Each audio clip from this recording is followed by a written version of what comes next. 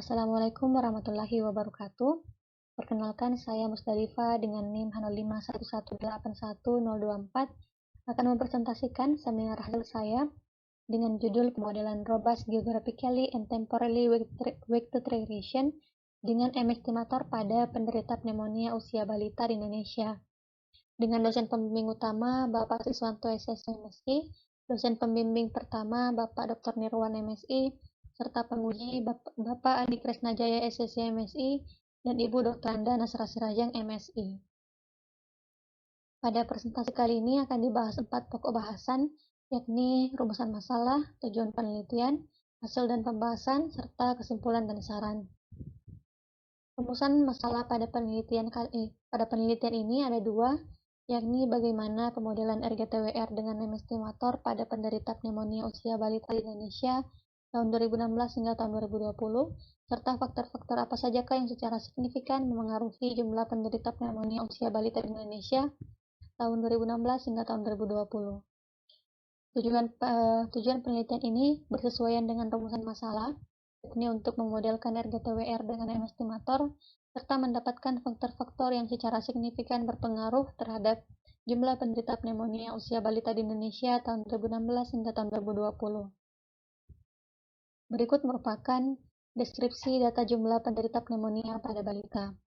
Dapat dilihat bahwa rata-rata jumlah penderita pneumonia dari tahun ke tahun semakin menurun, dan terjadi penurunan besar dari tahun 2019 ke tahun 2020. Salah satunya dapat disebabkan oleh adanya stigma pada penderita COVID-19 yang berpengaruh pada penurunan jumlah kunjungan balita batuk atau kesulitan bernapas di puskesmas. Provinsi Jawa Barat menjadi provinsi dengan jumlah penderita pneumonia terbesar dari tahun 2016 hingga tahun 2019, kemudian digantikan dengan Provinsi Jawa Tengah pada tahun 2020. Dilakukan pemodelan regresi linear berganda, dan pada pengujian parsial didapatkan bahwa dari 7 variabel yang diteliti, 4 diantaranya signifikan, diantaranya jumlah puskesmas, kepadatan penduduk, persentase bayi mendapat imunisasi dasar lengkap, dan persentase penduduk miskin. Dari pengujian asumsi residual dan multikolinaritas, didapatkan bahwa 2 asumsi tidak terpenuhi, diantaranya asumsi normalitas dan asumsi homokedastisitas. Asumsi normalitas tidak terpenuhi, salah satunya dapat disebabkan oleh adanya pencilan, dan asumsi homokedastisitas tidak terpenuhi, salah satunya dapat disebabkan oleh adanya keragaman spasial dan temporal pada data. Melalui uji Bruch-Pagan ingin diketahui apakah ada heterogenitas spasial pada data, dan didapatkan nilai p-value lebih kecil daripada alfa 0,05 dan nilai Bruch-Pagan lebih besar daripada nilai tabel chi-square dengan alfa 0,5 dan derajat bebas 7, hingga dapat ditarik kesimpulan bahwa terdapat heterogenitas spasial pada data. Kemudian melalui box plot ingin dilihat apakah terdapat heterogenitas temporal pada data. Ya, pada layar dapat dilihat bahwa walaupun tidak terjadi perubahan signifikan, namun terjadi penurunan nilai median dari tahun ke tahun, terutama dari tahun 2017 ke tahun 2018 dan dari tahun 2019 ke tahun 2020. Penurunan tersebut menandakan bahwa terdapat heterogenitas temporal pada data. Setelah uji heterogenitas spasial dan temporal terpenuhi, maka dapat dilakukan pemodelan GTWR dengan terlebih dahulu menentukan fungsi kernel yang akan digunakan. Fungsi kernel terbaik adalah fungsi kernel yang menghasilkan nilai CV terkecil dengan nilai bandwidth optimum. Didapatkan seperti pada tabel bahwa nilai CV GWR untuk pemodelan dengan menggunakan fungsi kernel eksponensial dengan nilai bandwidth sebesar 1,49442 menghasilkan nilai CV terkecil, dan begitupun pada nilai CV model GTWR, sehingga dapat disimpulkan bahwa fungsi kernel eksponensial adalah fungsi kernel terbaik digunakan untuk penelitian ini. Selanjutnya akan dihitung nilai parameter yang akan digunakan untuk memodelkan GTWR. Di antaranya ada parameter tau, parameter lambda dan mu, serta bandwidth spasial dan bandwidth spasial temporal. Didapatkan nilai bandwidth spasial temporal sebesar 5,18599 yang menunjukkan bahwa daerah yang berjarak kurang atau sama dengan nilai bandwidth tersebut memiliki pengaruh besar terhadap titik pengamatan VI. Selanjutnya, setelah nilai bandwidth diperoleh, maka dapat dilakukan perhitungan matriks pembobot yang akan digunakan untuk perhitungan parameter beta model GTWR. Berikut merupakan contoh perhitungan matriks pembobot Provinsi Aceh tahun 2016. Pertama-tama dilakukan perhitungan jarak spasial temporal, kemudian dilakukan perhitungan fungsi pembobot spasial temporal menggunakan fungsi kernel eksponensial. Semakin kecil jarak titik amatan dari Provinsi Aceh di tahun 2016, maka semakin besar nilai pembobot yang diperoleh, dan begitu pun sebaliknya. Selanjutnya dapat dibentuk matriks pembobot W dengan nilai diagonal matriks adalah nilai pembobot spasial temporal yang telah diperoleh sebelumnya. Kemudian setelah matriks pembobot diperoleh, maka dapat dilakukan perhitungan parameter beta yang kemudian akan digunakan pada pembentukan model GTWR untuk masing-masing amatan. Berikut merupakan model GTWR yang diperoleh dan dilakukan pengujian parsial untuk melihat variabel mana sajakah yang secara signifikan berpengaruh terhadap amatan-amatan di 34 provinsi dan 5 tahun amatan. Ya, dapat dilihat bahwa variabel signifikan yang diperoleh berbeda dan beragam untuk amatan-amatan. Misalnya untuk Provinsi Aceh di tahun 2016, variabel yang signifikan adalah variabel X2, yakni kepadatan penduduk. Dari deteksi pencilan spasial, didapatkan bahwa terdapat 5 provinsi di 3 tahun amatan yang residualnya terdeteksi sebagai pencilan. Sehingga dapat disimpulkan bahwa pada model GTWR ini ada pencilan, yang kemudian akan diatasi dengan menggunakan robust GTWR dengan menggunakan M-estimator. Pemodelan RGTWR dengan M-estimator menggunakan fungsi objektif 2K dengan fungsi pembobot seperti pada persamaan 2.8. Proses untuk mendapatkan parameter beta dilakukan melalui iterasi, dan pada penelitian ini digunakan 60 iterasi karena pada iterasi tersebut parameter model yang diperoleh telah konvergen dan nilai R-square, median absolute deviation, dan median absolute deviation telah menghasilkan nilai yang terbaik. Berikut merupakan model RGTWR hasil iterasi yang didapatkan. Dapat dilihat bahwa parameter variabel X5, yakni presentasi penduduk miskin, memiliki nilai yang paling besar jika dibandingkan dengan nilai parameter variabel-variabel yang lain. Hal tersebut berarti bahwa variabel presentasi penduduk miskin memberikan pengaruh terbesar terhadap jumlah penderita pneumonia usia balita jika dibandingkan dengan 6 variabel lain yang diteliti. Berikut merupakan peta sebaran parameter beta yang diperoleh. Untuk parameter beta 1, yakni jumlah puskesmas, dapat dilihat bahwa sebagian besar amatan itu menghasilkan parameter yang bernilai positif. Hal tersebut berarti bahwa semakin banyak puskesmas, maka jumlah penderita pneumonia usia balita yang ditemukan itu juga semakin banyak. Provinsi Kepulauan Riau, Bangka Belitung, Lampung, Banten, DKI Jakarta, dan Jawa Barat menjadi provinsi yang tiap tahun amatannya memberikan pengaruh terbesar secara positif terhadap jumlah penderita pneumonia usia balita jika dibandingkan dengan provinsi-provinsi lain. Kemudian berikut merupakan peta sebaran parameter beta 2 hingga parameter beta 7 yang diperoleh. Dapat dilihat bahwa parameter beta untuk provinsi-provinsi dan tahun-tahun amatan itu memiliki nilai yang beragam.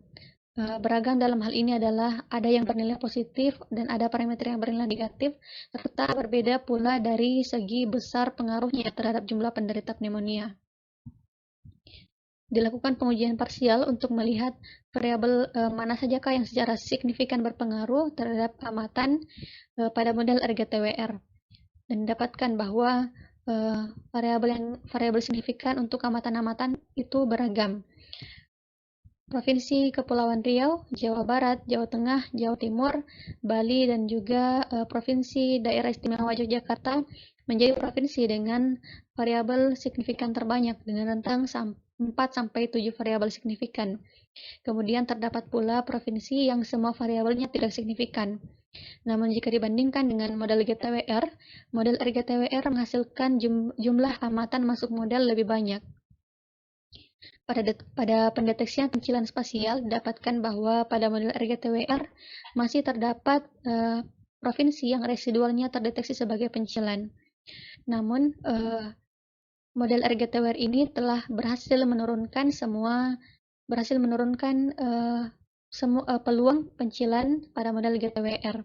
Misalnya pada tahun 2016, Kalimantan Tengah yang berpeluang 75,12% sebagai pencilan pada model GTWR turun menjadi 10,3% pada model RGTWR.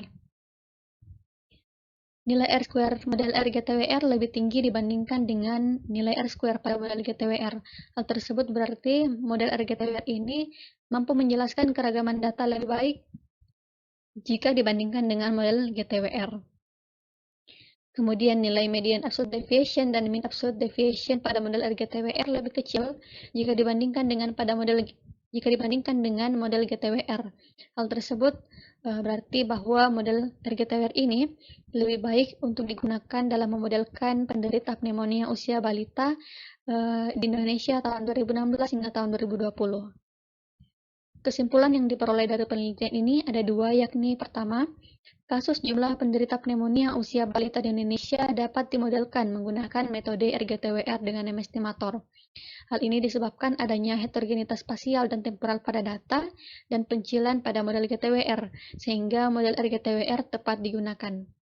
Model RGTWR dengan name estimator mampu menurunkan nilai mean absolute deviation dan median absolute deviation model GTWR, serta menaikkan nilai R-square model GTWR dari 99,5043% menjadi 99,7037% pada model RGTWR. Kemudian yang kedua, pada model RGTWR dengan name estimator, variabel kepadatan penduduk, persentase bayi dengan imunisasi dasar lengkap, persentase penduduk miskin, persentase balita usia 6-59 bulan mendapat vitamin A menjadi variabel yang memengaruhi jumlah penderita pneumonia usia balita pada sebagian besar amatan di 34 provinsi dan 5 tahun waktu pengamatan. Saran dari penelitian ini yakni menggunakan lokasi yang tidak terdiri dari banyak kepulauan untuk menghasilkan model yang lebih optimal. Misalnya menggunakan data kabupaten untuk memodelkan suatu provinsi. Serta disarankan untuk menggunakan atau membandingkan estimator luas yang lain dalam pemodelan RGTWR untuk mendapatkan model yang lebih baik. Terakhir, saya akan menjawab pertanyaan yang tidak sempat terjawab pada seminar proposal kemarin. Yang pertama, apa perbedaan data spasial temporal dan data panel? Bisakah data dipandang sebagai data panel yang terdiri dari provinsi sebagai cross-section dan waktu sebagai time series? Jadi, perbedaan dasar dari data yang saya gunakan dengan data panel adalah pada data panel, data cross-section-nya dapat berupa individu, perusahaan, kabupaten, provinsi, dan lain-lain. Kemudian pada data panel tidak terdapat informasi lokasi, dalam hal ini adalah longitude dan latitude. Data dapat dipandang sebagai data panel, namun akan mengarah kepada metode dan tujuan yang berbeda. Jika data dipandang sebagai data panel dengan kemudian menambahkan informasi lokasi, maka metode yang akan digunakan adalah metode Geographically Weighted Panel Regression. Berikut saya rampungkan beberapa perbedaan antara metode GWPR dengan metode GTWR. Pada metode GWPR akan diatasi heterogenitas spasial pada data panel, sedangkan pada metode GTWR akan diatasi heterogenitas spasial dan heterogenitas temporal pada data. Kemudian pada metode GWPR hanya memperhitungkan jarak hanya melakukan perhitungan jarak menggunakan data lokasi. Sedangkan pada metode GTWR, perhitungan jarak menggunakan data spasial dan temporal, serta ada parameter penyeimbang lambda dan mu. Berikut merupakan ilustrasi perhitungan jarak pada metode GTWR menurut Huang di tahun 2010. Kemudian yang kedua, apakah pemisalan pada rumus kernel Gaussian di halaman 12 dapat berlaku secara umum untuk fungsi kernel yang lain? Jadi pemisalan tersebut hanya digunakan untuk mendapatkan fungsi pembobot spasial dan fungsi pembobot temporal pada fungsi kernel Gaussian. Dan hal tersebut tidak akan digunakan pada pengolahan data.